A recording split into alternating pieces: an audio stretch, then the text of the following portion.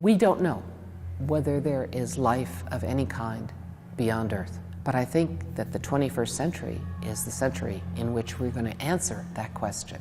My name is Jill Tarter. I'm the Director Emeritus of SETI Research at the SETI Institute. We're here to talk about the search for extraterrestrial intelligence, or actually, the search for extraterrestrial technology. We've been at this SETI business since 1960, and you might think that we must have searched everything, but in fact, we've searched almost nothing. The total volume that we need to explore, set that equal to the volume of all the Earth's oceans. Well, since 1960, we've actually searched maybe a hot tub's worth of the oceans. Really not very much. It's such a huge universe out there, and we've observed such a small part of it. Do I believe in aliens? It's not the right question. We're talking about a scientific exploration. Whatever anyone believes has no relevance. We want to know what is. Odds are reasonable that the chemistry and physics that provided biology on this planet may have done so elsewhere. We have always asked, are we alone? We've wanted to know who's over the next hill, what's out there. I think we should try and answer it. If they help us answer it because they come here, okay. Just this morning, jet fighters raced aloft over Wright-Patterson Air Force Base at Dayton, Ohio, to intercept a reported saucer. Returning pilots swore that it was a light that could not have been a reflection and that it evaded them at a very high rate of speed.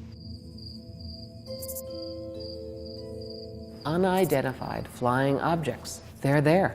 I've seen one. They're not necessarily related to alien spacecraft. There's just no evidence that holds up that says that things that are seen on camera, for example on the Navy radars, have anything to do with extraterrestrial spacecraft.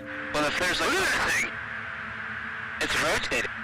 I can't explain claims of alien spacecraft seen by radar. I can say that that's new technology. It isn't necessarily very stable yet. Oh, got it! Woohoo! Roger, there's troubleshooting as soon as I get. The most often reported UFO is the planet Venus. People, when they look at a dark sky, don't really understand what they're seeing. They're conflating perhaps their desires to see an extraterrestrial spacecraft with whatever is actually happening there. Until about 25 years ago, high-altitude military airplanes saw these bright lights above thunderclouds that were totally unexplained. We didn't understand until we got satellites with high time resolution cameras looking down at the Earth that lightning travels up as well as down. And now we have a whole new physics of sprites and elves above thunderclouds. So that was a bit of new physics that was observed, not understood, sometimes conflated with alien spacecraft. And I'm sure that a lot of that is happening today. Whether or not an extraterrestrial visitor is benevolent or potentially a threat is something of which various people have various opinions. Stephen Hawking is known for saying, when Columbus showed up in the New World, it didn't work out really well for the natives. But I think that's the wrong analogy. The ability to travel interstellar distances and actually show up on our doorstep is amazing. A huge technological gap that we can't breach at this point. So I think anything that they could need or want, they can manufacture in their own home system. Also, to have become that advanced technologically, I think they have to be a lot older than we are.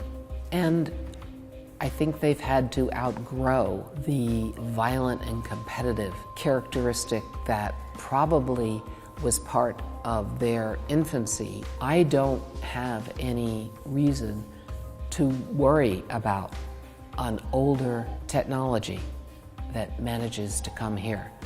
I think what they're interested in is curiosity. It's about us. We don't know what they might look like. They're going to look like the planet they evolved on. We have evolved on a planet that is illuminated by a sun, so we have eyes that perceive light. Had we evolved on a planet that circled a small red dwarf star, we might have different sensors. Our eyes might not see visible. They might sense heat and infrared. Had we evolved on a planet that had more gravity because it was bigger than the Earth, we might be flatter. Had we evolved on a planet that was mostly ocean, we might have gills. It doesn't matter to me what they look like. And I think nature is probably a lot more imaginative than I am. The difference between life and intelligence actually is getting more difficult to discern. We used to have this very, very privileged opinion that we were intelligent and the rest of the planet was just alive. We're beginning to understand the breadth of intelligence across a huge line of species. Extremophiles are forms of life that live in conditions that we humans, for example, couldn't tolerate. In the bottom of the ocean where the magma is boiling up, they live actually in channels within ice, frozen in ice. It is the ability of life to live in environments which would be lethal instantly to humans that encourages us to think that there's more habitable real estate out there than we might have thought. When we started the SETI quest, we didn't know whether there were planets around other stars. Now we know, thanks to ground-based telescopes and the Kepler spacecraft, that there are more planets than stars in the Milky Way galaxy. Every star has at least one planet statistically. That was something we didn't know until just a couple of years ago. The discovery of exoplanets everywhere, the discovery of extremophiles on Earth, it has made this whole search for intelligent technological life elsewhere seem much more reasonable and realistic. What we say we're doing is looking for extraterrestrial intelligence, but in fact, we've decided to use technology as a proxy for intelligence. We look for some kinds of signals that are generated that nature can't manufacture. We look for large astroengineering kinds of structures.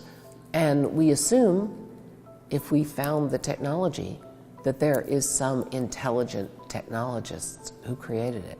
Technosignatures can be something that it leaks or is the result of engineering done for their own purposes, or technosignatures can be deliberate attempts to make something that's detectable over interstellar distances.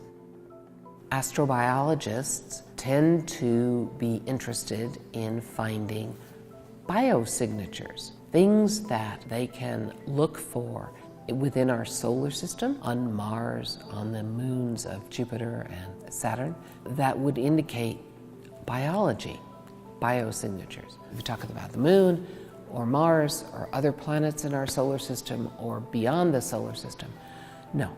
To date, we have no evidence of life. If we find life, we need to ask the question about whether that life is related to us, whether an early rock from Earth got chipped off and seeded Mars, or vice versa. Early in the solar system, the formation of the solar system, it was very violent, and rocks were exchanged between Venus, Earth, Mars, and the idea that one of those rocks might have contained some kind of life that was in a condition, a spore, that could survive the transference from one body to another within the solar system. That's panspermia. In physics, we count 1 to infinity. If we have one example, it could be singular. The moment you find a second example, then you know it's universal. So if we find a second genesis of life in our solar system, independently evolved, a new evolution of life, we will know that life is everywhere out there. We're listening. We're trying to say, is there anyone out there whose technology we can detect? SETI started observationally in 1960 to listen for radio signals that were confined to a single channel on the radio dial.